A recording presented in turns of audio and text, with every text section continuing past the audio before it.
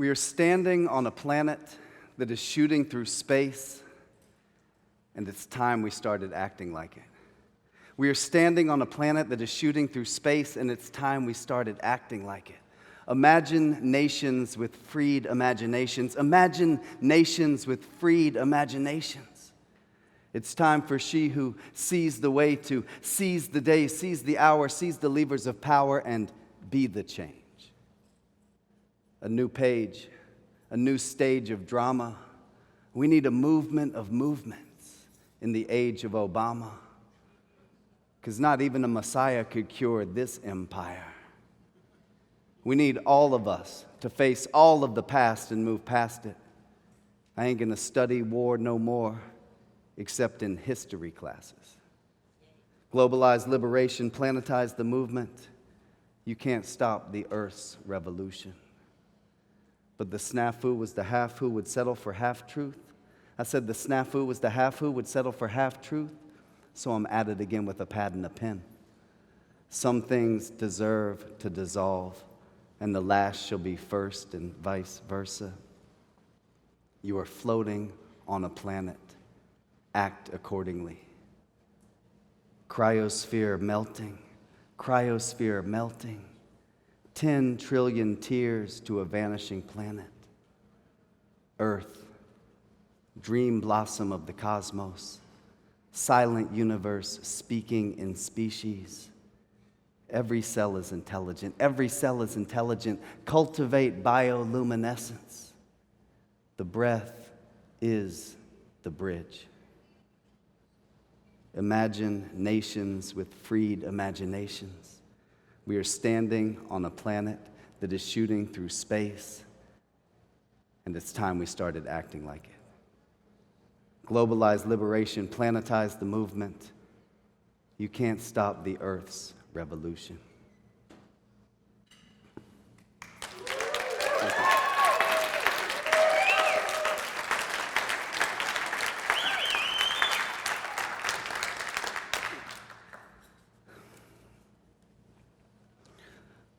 So part of what that poem is trying to get at is my sense that there's a deep connection between cosmology and politics. There are deep connections between ecological justice, social justice, and how we think about the world, right? Ralph Waldo Emerson wrote, "The views of nature held by any people determine all its institutions." The views of nature held by any people determine all its institutions. This was the same sense that was conveyed to me 25 years ago when I was first studying with Thomas Berry. Who here is familiar with Thomas Berry? All right, we got some Berryites. You know, Thomas Berry famously wrote in 1978 this essay, The New Story, that was originally written and published in 1978. He said, "It's all a question of story.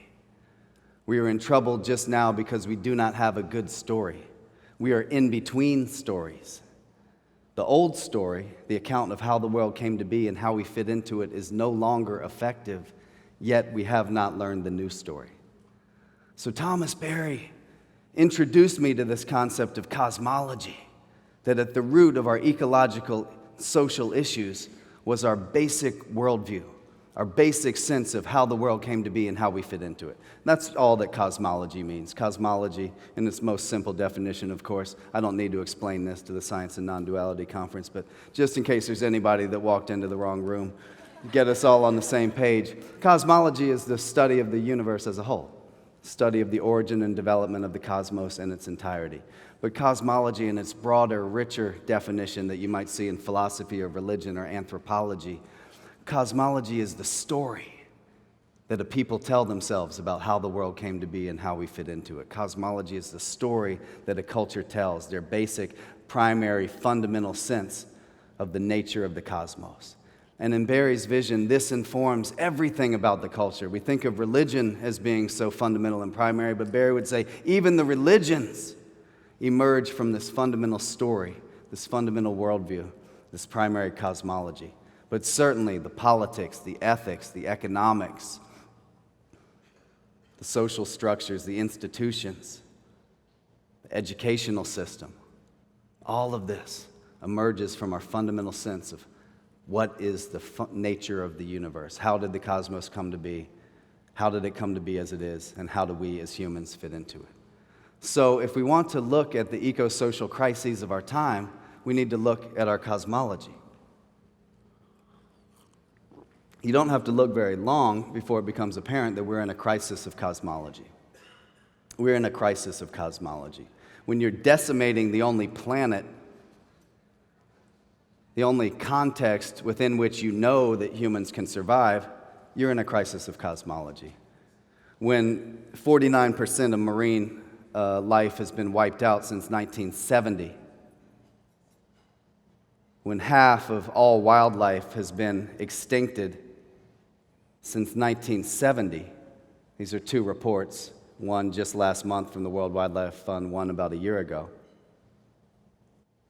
When you're in a situation like that, you're in a crisis of worldview. When there needs to be an uprising to affirm the fundamental ontological truth that Black lives matter, you're in a crisis of cosmology. Right? So I believe that we can look at our ecological and our social justice issues as part of this crisis in cosmology. We have a cosmology built on disconnection, built on separation, built on division, built on a materialistic conception of nature, built on an anthropocentric or human-centered understanding. That was Barry's one-word critique of all of our institutions. Anthropocentric, human-centered. The educational system, the economic system, the political system, the legal system, the religious institutions and establishments, all deeply human-centered and anthropocentric. And if we have such an anthropocentric conception of reality, if we have such a human-centered sense embedded in our institutions, then we're going to have an anthropocentric view of consciousness as well. So, we don't need to, I'm sure you've heard plenty about it this morning. People were talking about it last night. But we've defined consciousness as something that happens as an epiphenomenon of a complex human brain structure. We failed to recognize that the entire cosmos is a form of wisdom, consciousness, intelligence. So when we're talking about the nature of consciousness at this conference, we're also, of course, talking about the consciousness of nature. This was one of the great insights that Thomas Berry used to talk about, drawing on Teilhard de Chardin, drawing on people like Whitehead, that the universe has a psychic, spiritual consciousness dimension from the beginning, as well as a physical material dimension, so that consciousness is present even in the galaxies. Thomas Berry would say that human consciousness is not an addendum or an intrusion into a previously unconscious universe, but human consciousness is one mode or manifestation of the consciousness of the universe itself. And Berry would say when a species is made extinct, we're losing modes of divine presence. But we're also losing modes of consciousness. Yes, consciousness is fundamental. Yes, consciousness is primary, but every species is an inflection of consciousness. So we're losing modes of consciousness as these human economic decisions and this reckless capitalist system that's taking a chainsaw to the web of life is decimating the biosphere. We're losing modes of divine presence. We're losing modes of consciousness. So we need a transformation of our cosmology. We need a fundamental reorientation of our worldview. We need to move from a cosmology or a worldview of disconnection and separation to a cosmology of connection, to a cosmology of interdependence, to a cosmology of mutuality and participation and interrelatedness. Fortunately, we have many guides and inspirations in this. We have the indigenous traditions of the world. The indigenous cultures never went into the worldview of materialism and mechanistic thinking and cosmologies and worldviews of separation and disconnection. So as we begin to articulate, re-engage what it might look like to have a cosmology of connection in the 21st century here at the dawn of the third millennium, we need to look to the wisdom of our indigenous elders and the wisdom of indigenous traditions. But even some of the religions are getting on board. Here's Pope Francis from his new encyclical. Pope Francis says, "It cannot be emphasized enough how everything is interconnected. Time and space are not independent of one another, and not even atoms or subatomic particles can be considered in isolation. Just as the different aspects of the planet, physical, chemical, and biological, are interrelated, so too living species are part of a network which we will never fully explore and understand." So that's pretty amazing when the leader of 1 billion Catholics, it sounds like he could be presenting at the Science and Non-Duality Conference.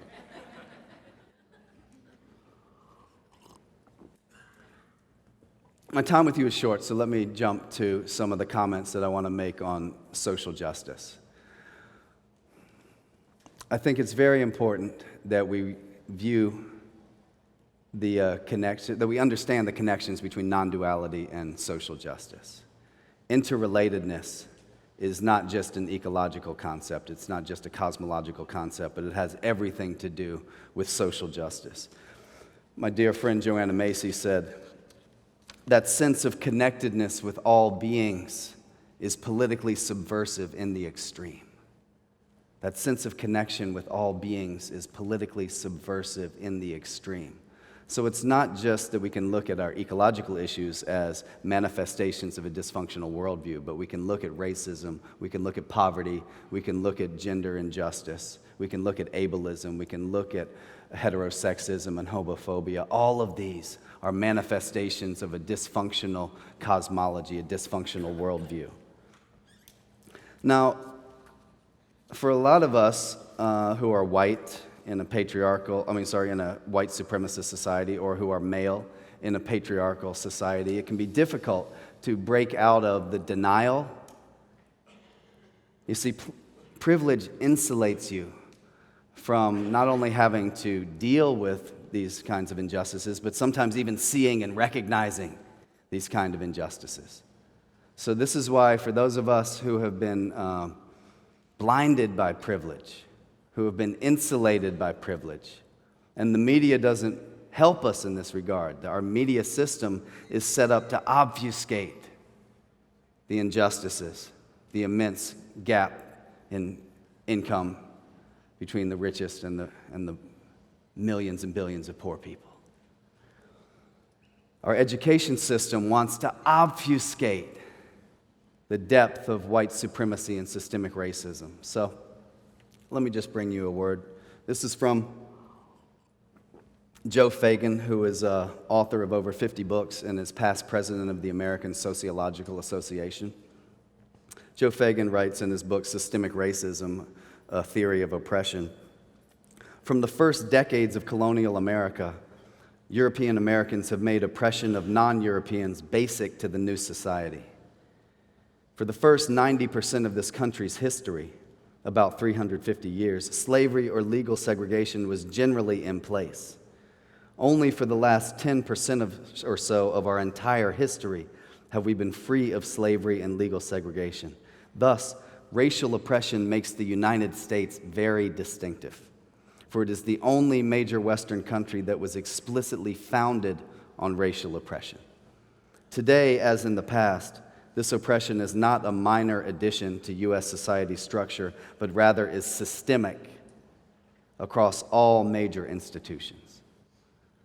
So if we're going to be systems thinkers, we need to understand the dynamics of the past that continue to resonate and continue to be perpetuated in the present. You know, if we're going to understand the concepts of non-locality, non-duality, quantum entanglement.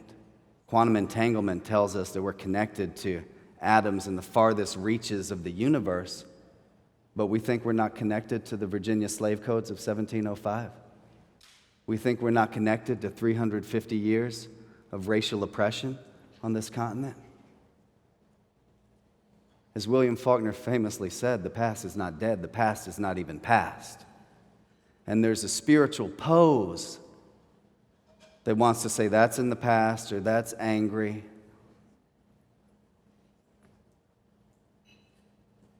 But we can't mistake a spiritual pose for true engagement on a spiritual level with the injustices of our time. And so there's a way in which there's a form of kind of New Agey spirituality that wants to say, I'm not going to engage with anything in the past, and I'm not going to engage with anything that seems on its surface to be angry. But it's really just a cover for denial and the insulation that privilege affords. So I want us to reclaim the spirituality that has to do with the prophetic tradition. That form of spirituality. We need all forms of spirituality in the present, but I hang around a lot of spiritual kind of California New Agey folks who don't want to use a term like anti-racism. And I say, come up with a better term then that conveys the depth of systemic oppression over centuries and centuries and centuries, right? So like I say, my time is running short, but I just wanted to introduce some of these ideas. And I think if we're going to live our highest spiritual calling, we need to integrate ecology, social justice, worldview, and cosmology, right? And one of the examples that I'll leave you with is Martin Luther King Jr. For the past 15, 20 years, I've been engaged in an in-depth research project delving into the speeches, sermons, and writings of Martin Luther King. And one of the things that I found that was unexpected, that's been overlooked by basically everybody, is that we can look at Martin Luther King as an ecological thinker, as someone who is deeply interested in the cosmos, therefore a cosmological thinker, and as someone who was talking about interrelatedness and interdependence and non-duality. So let me share some of those quotes before I run out of time. In 1962, in a speech, King said, "Integration seems almost inevitably desirable and practical because basically we are all one. At the heart of all that civilization has meant and developed is community. The universe is so structured that things do not quite work out rightly if men are not diligent in their concern for others. The self cannot be the self without other selves. We cannot truly be persons unless we interact with other persons. All life is interrelated." At one point, Dr. King said, let me find it. It's always a good idea to find what you're introing before you intro it. One point, Dr. King said, all of these problems are tied together. One cannot be concerned just with civil rights. It's very nice to drink milk at an unsegregated lunch counter, but not when there's strontium-90 in it. At another point, King said, it would be foolhardy for me to work for integrated schools or integrated lunch counters and not be concerned about the survival of the world in which to be integrated. So he had a deeply integrated sense of the ecological issue, though he was speaking within the context of the atomic issue or the nuclear issue at that time. What he's saying would apply as an environmental ethos for our times, would apply to the climate crisis. There's so much more I wanted to share, but let me just bring it home here. So Dr. King, I think, is a powerful example of exactly what we're called to, which is to integrate ecological issues, social justice issues, with this overarching issue of cosmology and worldview. And Dr. King often would say, well, through my research, I found 5 instances throughout the 1960s in which he says some version of this very similar statement. And if you'll bear with me for some of the repetition, there's a point that I'm making. In 1960, he said, all I'm saying this morning is that all life is interrelated. In 1962, he said, all I'm saying, my friends, is this, that all life is interrelated. In 64, all I'm saying is simply this, that all life is interrelated. In 1967, he said, it really boils down to this, that all life is interrelated. So do you see what's so significant about that? And it's not just the second half where he says all life is interrelated. He could have just said all life is interrelated. But each time in these instances when he mentions that, he makes a point of prefacing it by saying, all I'm saying this morning is All I'm saying, my friends, all I'm saying is simply this. It really boils down to this. So every time he intros this idea that all life is interrelated, he says, not only is all life interrelated, but the fact that all life is interrelated is at the core and essence of everything I'm talking about. So this is an example from one of the global icons of social justice, civil rights, and human rights, that everything he was talking about in the realm of justice had to do with the fact that all life is interrelated. So let me just close with a couple quick poems. I don't know. They didn't mention anything about Q&A. We're doing a panel where I'm happy to do Q&A for sure. But this is a little poem called We Make Music. We exist amidst the scattered shards of shattered stars. We exist amidst the scattered shards of shattered stars, and we make music. We rock on this rock. We flow on this globe. We go from Muddy to Buddy, from Janice to Alanis, from Charlie Parker to Ali Farker, from Artie Shaw to Mardi Gras. The earth was once lava and now sings opera. Our home is a poem. The planet is a sonnet. We exist amidst the scattered shards of shattered stars, and we make music. Thank you.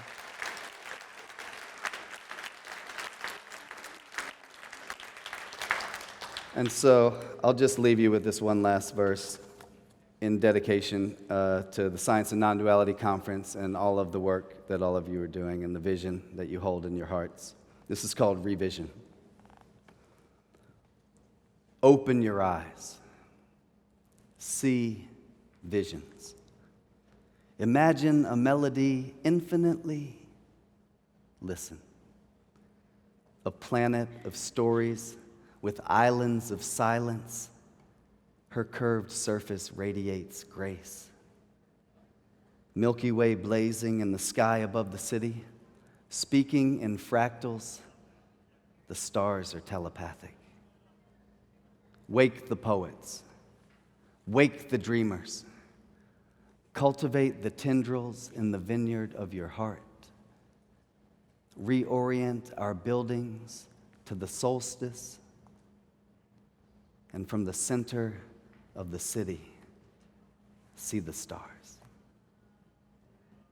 All right, if we change the worldview, we change the world. Let's planetize the movement. Let's build a movement that connects ecology, social justice, and cosmology using the power of dream, the power of story, the power of art, and the power of action. Let's do this. Thank you very much.